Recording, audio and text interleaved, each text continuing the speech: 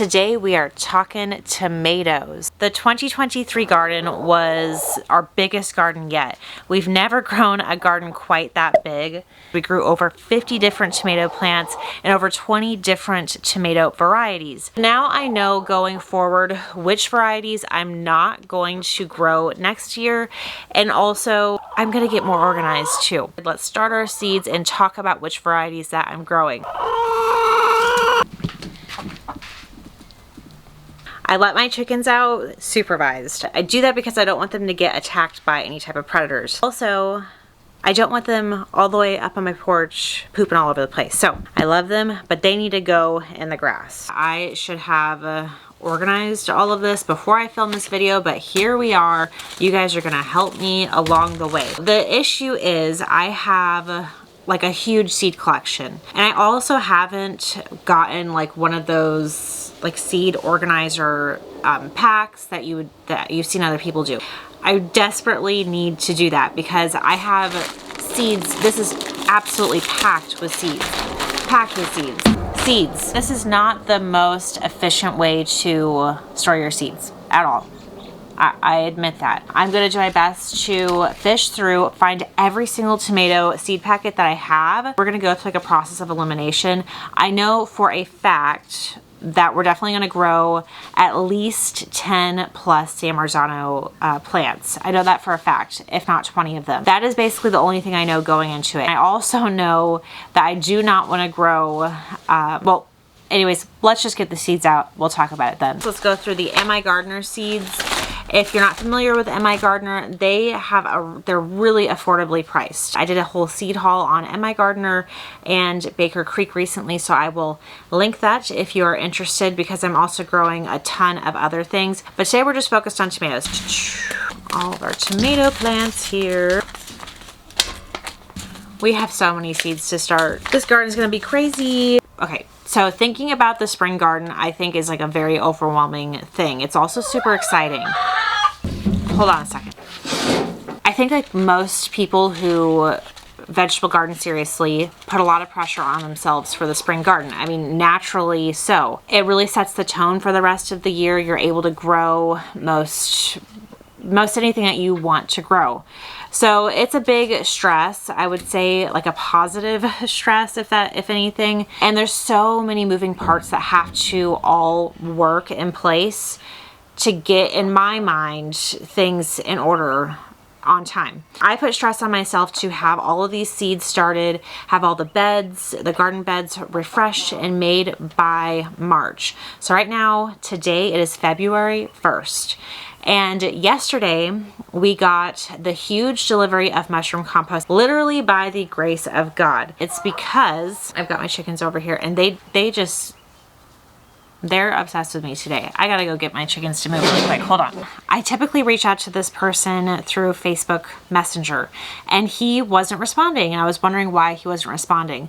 So I found another vendor that I knew who also did this delivery of the bulk order of mushroom compost, and we're talking 20 cubic yards. It's a gigantic order of compost. It's not just a few bags of soil here. So she responded and she said today is the last day that this mushroom compost is ever going to be able to be delivered because the actual mushroom factory is going out of business. The stars must have aligned. Something must have told me that, you know, reach out to these people that day, because if I would have reached out to them today, then I would have been up a creek. Anyways, we did get that yesterday, so I am feeling so good to have that checked off the list, because that was a big source of stress.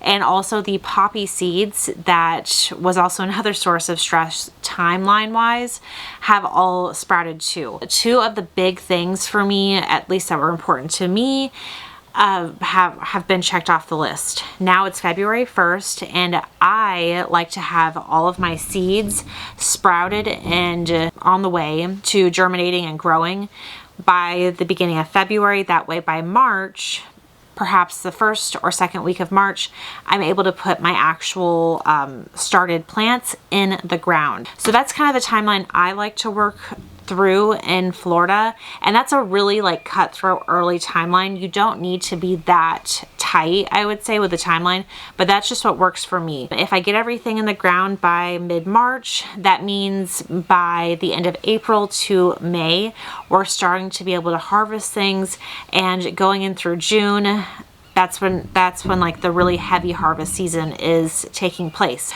So enough yapping. Let's get all these tomatoes. So these are the 4 tomatoes from MI Gardener that I purchased recently. Because I just purchased these, I'm going to be sprouting them all today. Oh my Lord. There are so many seeds in this seed bag. You guys are gonna be like, holy cow. A Brandywine tomato seed packet. There's only a few in here. I don't know if you guys can hear my cute little rooster. I have a Serama rooster, and it's the smallest breed of chicken. I believe that is the smallest breed of chicken that exists. He is a little bit bigger than a Coke can. So his like rooster crow is super cute. I love hearing it. Anyways, and he just started crowing recently. So he's kind of, you know, feeling himself, walking around and exercising his rooster call capabilities. Okay, I don't even think I need to grow the giant heirloom cherry tomato varieties, because we actually already have some in the garden right now that have just started to grow and reseeded themselves. What I will certainly be growing in pots specifically, I'm not going to grow these in the garden bed. That would be it would just be like a nightmare, honestly. I would recommend, if you are going to grow very small tomatoes, to grow them in pots. I'm going to grow the spoon tomatoes. I want to do more spoon tomatoes this next garden, because I want to start saving them and like freezing them, like as if they're little peas, for example, although I know they're tomatoes, and use them as such, like in pasta dishes and things like that, and just have them frozen. Harvesting them is a little bit time consuming, but it's so worth it. Moneymaker tomato, my treasured San Marzano tomatoes that I saved. Ooh, the old German tomatoes. These were awesome. Guys, I told myself I was gonna pare down this year. It's looking like almost all of them are making the cut.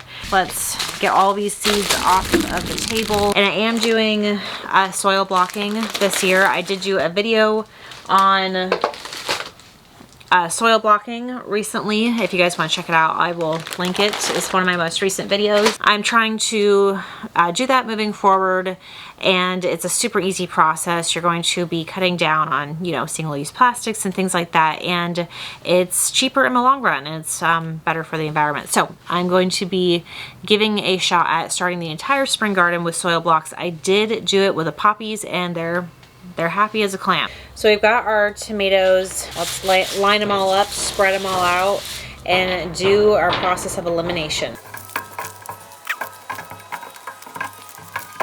Here are our tomatoes. I know for sure we're gonna do some mushroom basket tomatoes. We're definitely gonna do the mortgage lifter ones, the homestead tomatoes, the silver fir. Tomatoes that are not a yes will be the, I'm not doing this again. I just didn't love them. The flavor, there was an interesting flavor complex, and it's not worth growing. It's just, I didn't love it, and I'm not gonna waste space on it. And especially when it comes to what I've learned from last year, is when it comes to cherry tomatoes or anything smaller than that, anything around that size, I want to be more specific with, one, I'm not putting them in the big beds. They reseed themselves because they grow thousands of them, and it's crazy, and then they end up falling on the beds if you're not harvesting them non-stop and doing something with those particular crops. It's just too demanding for me of a crop, honestly, with how vigorous they are, and I just really did not enjoy these ones. So I'm not going to waste garden space on those.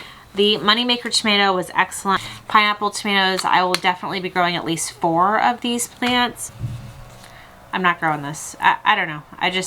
It wasn't really anything to write home about. This is in the yes pile, the Korean long tomato, never grown that. Brown sugar tomato, yes, growing this, never grown that.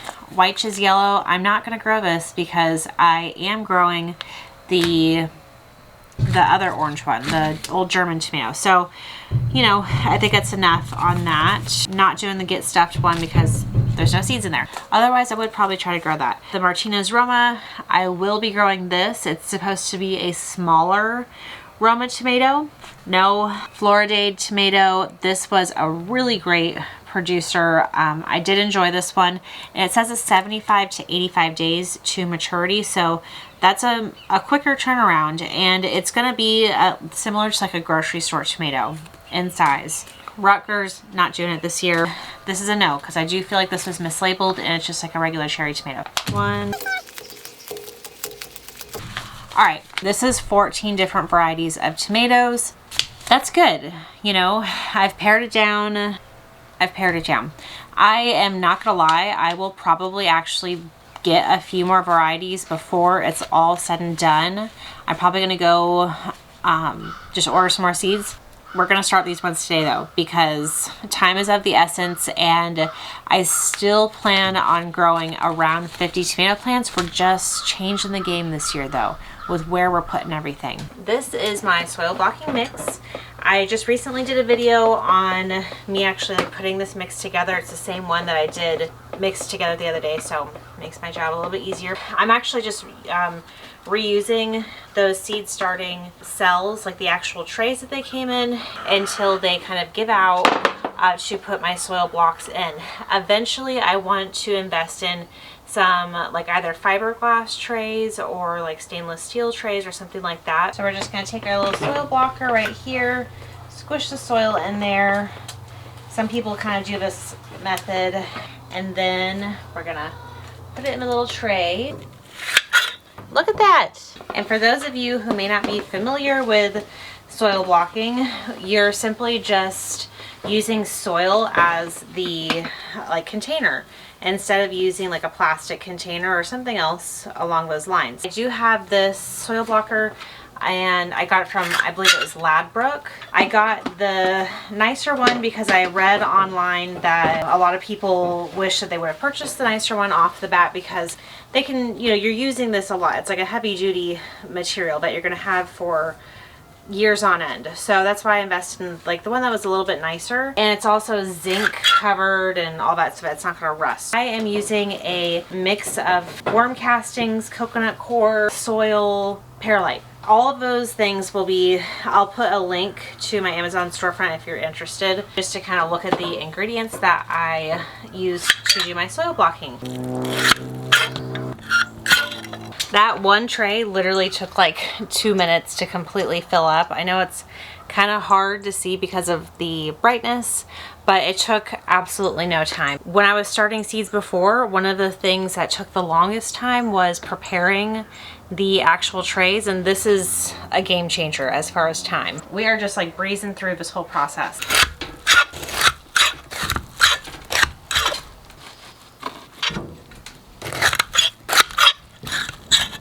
What you're going to want to do is put one little seed per seed cell, whether you're doing soil blocks or you're doing the like traditional kind of like little plastic containers. So this makes it really simple because there's like little tiny divots in each cell. That's making it so I can just literally drop the seed in there. First, I'm starting with the San Marzano seeds. I save these seeds myself. It's a little bit messy. They're all on these like little, I dried them out on pieces of paper towel. So they still have some paper towels stuck to them, which is no problem. I actually used these last year and it wasn't an issue. You're going to put your seeds about 1/4 inch deep into the soil. You don't want it to be much deeper than that because it's going to potentially prohibit the seed from germinating, and if it's much more shallow than that, you're also gonna, you know, have an issue there too. And you're going to very lightly cover the little hole that you created with the seed with some soil. Make sure you're not like packing it down or anything like that.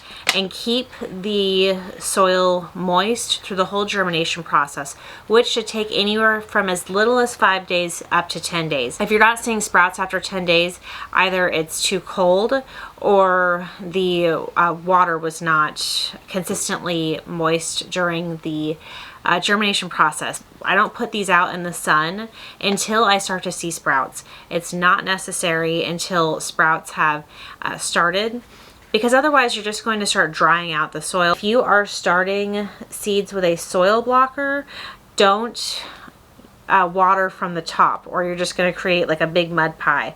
You're going to water from the bottom of the tray and allow the soil to pull that moisture up. And once the actual plants have created a really developed root system and there's actual plants, then it should be no problem. But in the beginning, do not water overhead or you're going to create a big mud pie. The one thing I'm seeing for soil blocks that's a little bit complicated for me is like putting the actual marker in the soil, because it's not, there's nowhere to actually like really put it. So I'm trying to put it in, yeah, I guess that worked. I don't want it to all get kind of messed up and ruin the very fragile soil block. So what I'm going to do is just start 3 mortgage lifters, because these are huge. Next, we're moving on to the Homestead tomato. I have heard a lot about this. This is an indeterminate variety. It's an heirloom, worth the garden space. I'm only going to do 2 of the Homestead varieties. If you see any really cool tomatoes that I haven't included today, I want to hear from you, because it's definitely not too late for me to go online and purchase some more seeds. It's never too late. Silvery fir tree. This one just looked super cool on the MI Gardener website. It is a determinate variety, which means that it's going to set out most of its fruit all at one time, and then it's not going to like continue to be this like massively tall tomato plant that you would see. So it says that they're ideal for canning, juicing, or fresh eating, and the actual leaves just looked really cool. So I think I'm going to start about, let's see, 5 of these just to be safe. You know, it was one thing I was thinking of doing. We really want to start a farm stand this year. That's a big project that we want to have done by June. So if I do start extra seeds that we just don't have a need for in the garden, I'm just going to sell them. We'll see if we end up having time to do it, but that would be super cool. So I've been making a bunch of sourdough bread and things like that, and I think it'd be fun to kind of sell in your own little farm stand. I've seen another YouTuber on here do it, and it's just like the cutest story how it's been unfolding for them, so I would love to do that. So this is the Tigerella tomato. This, it says it's an English heirloom that grows tangy bite-sized fruits, and they have the whole like striped look. So I mean, in my experience, I haven't really loved the striped types variety, but we'll see. It says it is disease resistant and it grows well in a greenhouse. All right, let's do 3. So what I do is I just know that, like, I'm putting these little popsicle sticks, I'm not marking each one individually. I just know that the ones behind it, behind the name, are that particular variety. That's kind of how my system works when it comes to, because I do so many of the same variety. So I'll do 2 of the Brandywine. I'm doing it. I'm just growing 2 plants this year. So we've got 30 plants already. Seeds have been sown. Moving on to tray number 2. What I'm thinking is I'll do at least 5 mushroom basket, because those are, like I said, some of my favorite all time. Really good flavor. They almost have like a pink hue to them, and they're really sizable beefsteak type varieties, and they just look so cool. I just love the way that they look. I don't know if you can see them here. 1. We're gonna be just drowning in tomatoes in like May, June, July. I'm excited. I'm excited. I'm a little bit like, I know how much work is involved if you want to make the best out of the time that you've invested in that. You know, canning the tomatoes. I'm also going to do 5 of the spoon tomatoes. And these are so tiny that I want to make sure that these do germinate. So I'm going to make these holes actually not as deep. And I'm not even going to cover these ones with soil because they're really, really tiny seeds. What happens after you start getting your flush of tomatoes is you'll want to utilize them as best as possible. I mean, nobody, like a normal family of 4, needs that many tomatoes that quickly. There's just like no way you can eat all of them. So the best thing to do is to find preservation methods for them. And thankfully, there's so many really easy ways to preserve your tomatoes. And this is the brown sugar tomato, which I have heard positive things. It's an indeterminate variety. It's another Russian heirloom with a silky texture and a smoky complex flavor. So I'm going to grow 3. No, I'm going to grow 2 of these, just 2 of these. Last year was the first year I did some canning, and I was amazed at how easy it was, and I was like, oh my gosh, I cannot believe I don't know, had so much anxiety over that process. And we were able to really enjoy homemade tomato sauce for months. So this year I know that if I'm taking it seriously the whole time, I should be able to can a whole year's worth of tomato sauce like no problem at all. Because last year it was just an insane amount. And right now I'm sprouting about 100 tomato plants. So I think that we should certainly have no issue with achieving that goal. The only way that we're not going to achieve that goal is not devoting the appropriate amount of time to doing it. And it's just one of those things where you have to stay on top of it on a weekly basis. Just know that it's going to be crazy until it is not. And those seasons do come to an end. The highs of having crazy amounts of tomatoes, it is overwhelming, but it does stop. And I just put the Korean long tomatoes in here. I did 5 of them. This is the variety that it's a saucing tomato, and it's also supposed to be crack resistant for like a paste tomato. So that was really something that interested me because we have a lot of cracking in the summertime due to having really hot temperatures and then torrential rainfalls, and then all those tomatoes will take in all of that water at once and then they'll crack. So this is the money maker tomato. I'm going to do 5 of these. I'm going to shove this here. Martinez Roma tomato. We'll do, I think I'm going to do just 2 Martinez Roma, and then I'm actually just going to start 60 tomato plants today.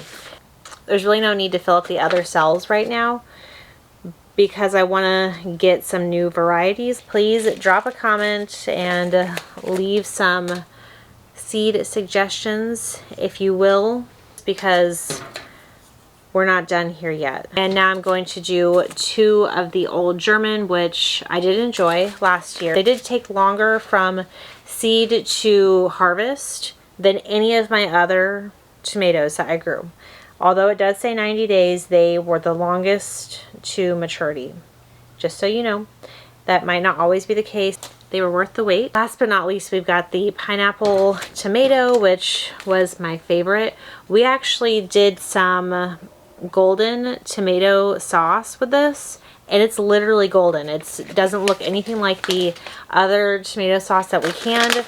So it's really interesting because sometimes when you grow like these, especially like the purple varieties of any type of vegetable, they kind of lose their color with oxidation. So I was thinking, oh, with the pineapple variety, if we can it, it's going to lose that golden color. But nope, it didn't, and we had some golden sauce made. I feel really good about like the options that I have selected and the amount, I think it's like a really well-rounded. The ones that I just think, hey, you know, I don't need that many, we're gonna just save them for later in the farm stand that I have in my head. I don't even know if we're going to do this yet, but I would love to do that. My next video is definitely going to be on starting peppers. I'm going to start a vast pepper garden, and historically in the past I think I was like really excited and I picked some more challenging pepper options that you wouldn't really eat a lot of, like the ones that are a million Scoville units and just kind of crazy. This year I went into selecting peppers thinking, what are we going to actually eat? Like, I want to can peppers, and I want to have peppers for roasting and grilling and practical eating. So that's the garden that I have selected. So if you're interested to see that, definitely subscribe and stick around for the next video. Peppers are a little bit trickier when it comes to germinating. So I typically have some success with that, and I think a lot of it has to do with the temperatures. But anyways, thank you guys so much for watching, and I will give you an update on what the tomato plants look like too. So until next time, bye.